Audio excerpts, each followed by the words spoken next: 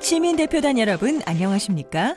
제4강에서는 공론화 의제의 주요 내용과 시나리오를 먼저 살펴보도록 하겠습니다. 각 의제에 대한 상세한 설명은 이어지는 5강에서 8강까지의 수기 자료를 통해 소개해 드리도록 하겠습니다. 각각의 의제는 학생부 위주 전형과 수능 위주 전형 간 비율, 수능 평가 방법, 그리고 수시에서 수능 최저 학력 기준을 활용할지 여부에 따라 4개로 나눠집니다. 여기서 의제의 번호는 시나리오 확정 후 부여한 번호로 의제의 우선순위와는 무관합니다. 그럼 1번 의제부터 하나하나 살펴보도록 하겠습니다. 의제 1입니다. 자신의 목표를 향하여 노력할 때 그에 상응하는 결과를 얻을 수 있다는 올바른 가치관을 심어주어야 하며, 따라서 교육과정 내에서 충실하게 학습하고 배운 내용을 바탕으로 평가받고 외부의 영향이 최소화된 본인의 학습 노력이 중요한 평가 요소여야 합니다. 의제 1의 대입제도 시나리오는 다음과 같습니다. 먼저 수능 위주 전형과 학생부 위주 전형의 균형을 유지하고, 각 대학은 실기를 제외한 모든 학과에서 수능 위주 전형의 선발 인원을 45% 이상 선발합니다. 상위권 대학은 학생부 교과 전형 선발이 거의 없고, 학생부 종합 전형 합격자 대부분의 내신 성적이 상위권입니다. 따라서 내신 중하위 학생들이 대학에 진학할 수 있는 전형은 거의 정시가 유일하기 때문입니다. 수능 위주 전형이 급격히 축소되고 우수한 학업 능력을 가진 N수생들과의 경쟁을 고려하면 재학생이 체감하는 정시 비율은 사실상 10% 이내입니다. 수능 평가 방법으로는 현행 상대 평가를 유지합니다. 수능 평가 방법이 전과목 절대 평가로 전환되면 다수의 동점자가 발생해 수능의 변별력이 상실되고 대입 선발 기능이 무력화될 수 있기 때문입니다. 수시에서의 수능 최저 학력 기준 활용에 대해서는 현행과 같이 대학 자율에 맡깁니다.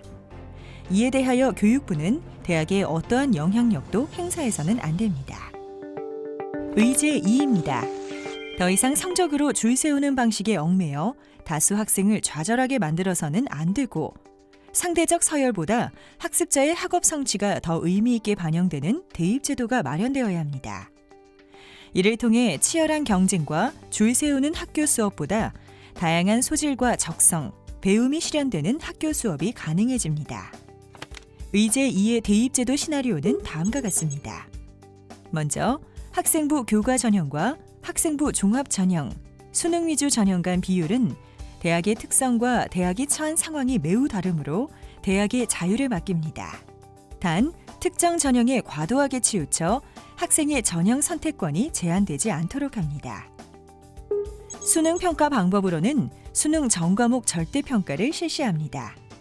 수능 상대 평가는 변별력 확보 등 일부 긍정적 측면이 있습니다.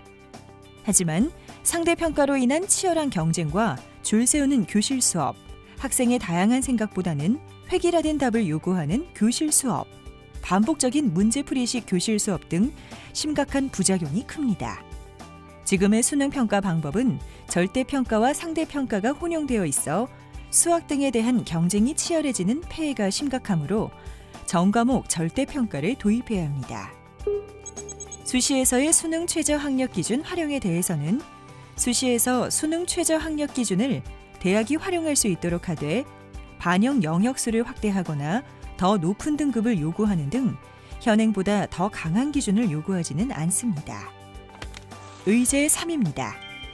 초중등 교육에서는 창의 융합형 인재 양성을 위한 역량 중심 수업 및 과정 중심 평가가 전개될 것입니다. 대학은 초중등 공교육 정상화에 기여하고 동시에 학교 교육을 통해 함양한 역량과 다양한 특성을 가진 학생들을 공정하게 선발하기 위해 획일적이지 않고 투명한 대입 제도를 운영하며 선발된 학습자에게 적합한 교육을 실행할 책무를 지닙니다. 의제 3의 대입 제도 시나리오는 다음과 같습니다. 먼저 학생부 위주 전형과 수능 위주 전형 비율의 설정은 대학의 설립 유형, 설립 취지 및 인재상, 지역, 규모 등을 고려하여 대학이 자율적으로 결정할 수 있도록 합니다.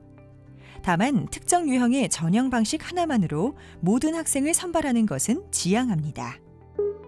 수능 평가 방법으로는 수능 위주 전형의 변별 기능을 확보할 수 있는 상대 평가 체제를 유지합니다.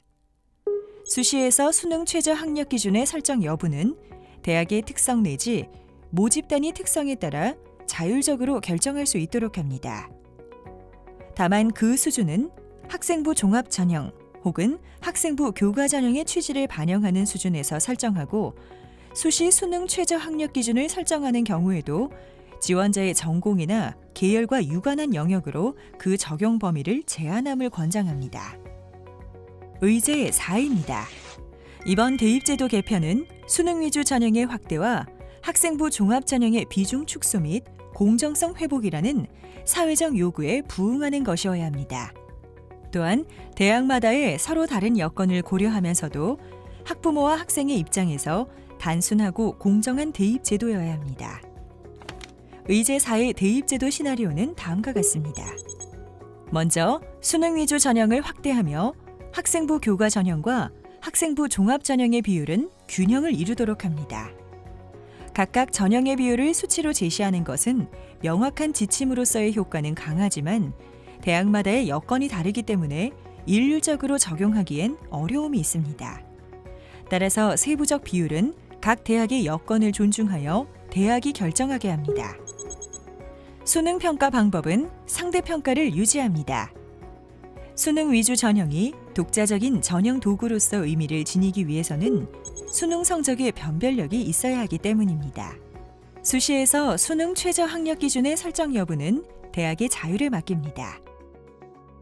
이상으로 4강을 마치겠습니다. 5강부터는 각 의제에 대한 상세한 설명이 이어집니다. 감사합니다.